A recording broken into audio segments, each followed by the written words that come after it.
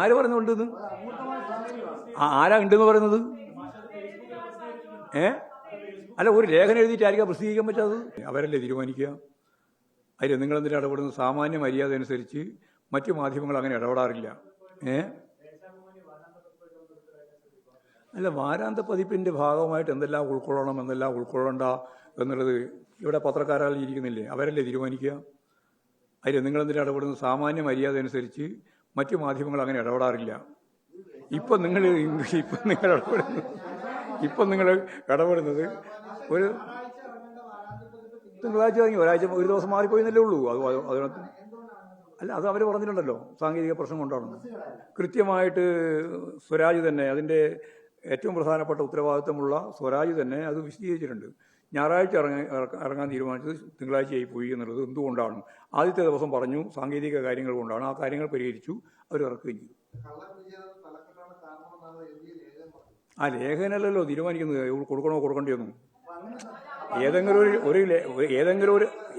ഒരു ലേഖകനല്ലല്ലോ ദേശാഭിമാനി വാരിക അല്ലെങ്കിൽ സൺഡേ സപ്ലിമെന്റ് പ്രസിദ്ധീകരിക്കണോ പ്രസിദ്ധീകരിക്കണ്ടോ തീരുമാനിക്കുന്നത് ആ പത്രാധിപരല്ല, ആ പത്രാധിപ സമിതിയല്ലേ. ആ ലേഖനമില്ല, ഒരു ലേഖനമില്ല. അത് എന്താ കൊടുക്കാതെ? അങ്ങനെ ഒരു ലേഖനം വേണ്ടേ എന്നാലേ കൊടുക്കല്. ആര് പറയുന്നുണ്ടെന്ന്? ആരാ ഉണ്ടെന്ന് പറയുന്നത്? അല്ല, ഒരു ലേഖനം എഴുതിയിട്ടായിരിക്കാം പ്രസിദ്ധീകരിക്കാൻ പറ്റാത്തത്. ഏത് എഴുത്തുകാരനാണ് ഒരു ലേഖനം എഴുതിയിട്ട് പ്രസിദ്ധീകരിക്കാൻ പറ്റാത്തത്? അത് ദേശാഭിമാനി കൊടുത്താൽ ദേശാഭിമാനി പ്രസിദ്ധീകരിക്കണോ വേണ്ടിയോ തീരുമാനിക്കുക ദേശാഭിമാനിയില്ലേ. അതാ ഞാൻ പറഞ്ഞത്, ദേശാഭിമാനി പ്രസിദ്ധീകരിക്കണോ വേണ്ടയോ എന്ന് തീരുമാനിക്കുന്നത് ദേശാഭിമാനിയാണ്. ദേശാഭിമാനി അത് പ്രസിദ്ധീകരിച്ചിട്ടില്ല. മാത്രം അതിനെന്താ നിങ്ങളോട് പറയണ്ടായിരുന്നോ?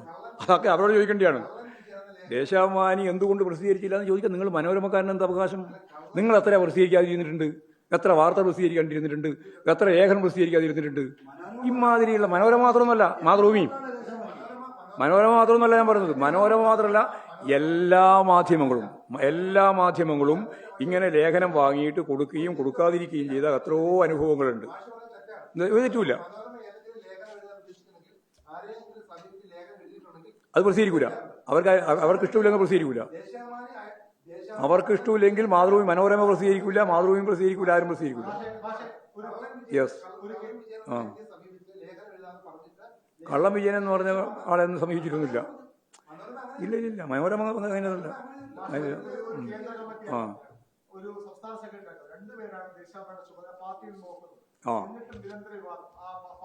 നിരന്തര വിവാദമൊന്നുമില്ല. എപ്പോഴെങ്കിലും ഏതെങ്കിലും ഒരു അല്ല, അതുണ്ട തള്ളി പറയും. പിന്നെ ശരിയല്ലാത്ത നിലപാട് വന്നാൽ തള്ളി പറയില്ലേ? ശരിയല്ലാത്ത നിലപാട് ദേശാഭിമാനിയുടെ ഭാഗത്ത് നിന്ന് വരുന്ന സന്ദർഭങ്ങളിലൊക്കെ ഞങ്ങൾ ഇടപെട്ടിട്ടുണ്ട്. പക്ഷെ ദേശാഭിമാനിയാണ് CPIM-ൻ്റെയും ഇടതുപക്ഷ പ്രസ്ഥാനത്തിൻ്റെയും ഏറ്റവും പ്രധാനപ്പെട്ട ജിഹ്വ. അതില്ലാത്തൊരു ദിവസത്തെപ്പറ്റി ആലോചിക്കാൻ തന്നെ സാധിക്കില്ല. നിങ്ങളെല്ലാം മുമ്പിൽ എല്ലാ അർത്ഥത്തിലും പാർട്ടി വിരുദ്ധമായ, രാഷ്ട്രീയ വിരുദ്ധമായ നിലപാടുകൾ സ്വീകരിച്ച് വലതുപക്ഷ ആശയങ്ങൾ ഉൽപ്പാദിപ്പിച്ചുകൊണ്ടിരിക്കുന്ന ലോകത്തിലെ ഏറ്റവും പ്രധാനപ്പെട്ട കേന്ദ്രമായ കേരളത്തിൽ ദേശാഭിമാനി പോലും ഇല്ലാതിരിക്കുന്ന ഒരു അവസ്ഥയെപ്പറ്റി ഞങ്ങൾക്ക് ആലോചിക്കാനേ സാധിക്കുന്നില്ല. ഒരു ഇടതുപക്ഷക്കാരനും ആലോചിക്കാൻ സാധിക്കുന്നില്ല. അതുകൊണ്ട് ദേശാഭിമാനി നിങ്ങളുടെ ജാഗ്രത നല്ലത്. ദേശാഭിമാനി കുറേയും കൂടി മെച്ചപ്പെടണം, നല്ലപോലെ മെച്ചപ്പെടേണ്ടതുണ്ട് എന്നുള്ള മറ്റ് പത്രക്കാരുടെ, മനോരമയും മാതൃഭൂമിയും ഉൾപ്പെടെയുള്ളവരുടെ ജാഗ്രത ഞങ്ങൾ സ്വാഗതം ചെയ്യാണ് നല്ലത്. ഞങ്ങൾ ജനങ്ങളുടെ പത്രമാണ് ദേശാഭിമാനി. കാരണം അതിന് മൂലധന ശക്തികളില്ല. അത് ജനങ്ങളുടെ പാർട്ടി പത്രമാണ്. അത് നല്ല രീതിയിൽ ശ്രദ്ധിക്കും, ഇനിയും ശ്രദ്ധിക്കും. നിങ്ങളുടെ നിർദ്ദേശവും വിമർശനവും എല്ലാം കൂടി ചേർത്ത് ദേശാഭിമാനിയെ കുറേയും കൂടി ശക്തിയായ രീതിയിൽ ശ്രദ്ധിച്ച് മുമ്പോട്ടേക്ക് പോകാൻ തന്നെയാണ് പാർട്ടി തീരുമാനിച്ചത്. എവിടെ? അല്ല, വാരാന്ത്യപതി മൊത്തം ചുമതല ദേശാഭിമാനി എഡിറ്റോറിയൽ ബോർഡിനാണ്. അതിലൊക്കെ വിഭജിച്ചു കൊടുത്ത പ്രവർത്തനം മാത്രമാണ്. അതിന് പ്രത്യേകിച്ച് ചുമതലയൊന്നുമില്ല. അല്ലല്ല, KR രാജനൊന്നുമല്ല. അല്ല, KR രാജനാണോ അല്ലയോ എന്നുള്ളതിനെ പറ്റിയല്ല ഇവിടെ ചോദ്യം. ദേശാഭിമാനിയിൽ ഏറ്റവും പ്രധാനപ്പെട്ട ദേശാഭിമാനിയിൽ ഏറ്റവും പ്രധാനപ്പെട്ട ചുമതല അതിൻ്റെ എഡിറ്റോറിയൽ ബോർഡിനാണ്. ആ എഡിറ്റോറിയൽ ബോർഡിൻ്റെ ഭാഗമായിട്ട് പ്രവർത്തിക്കുന്ന നിരവധി സഖാക്കളുണ്ട്. അവരാരൊക്കെയാണ് അതിൻ്റെ ചുമതലക്കാർ എന്ന രീതിയിൽ നമ്മളിപ്പം വിശദീകരിക്കേണ്ട കാര്യമില്ല.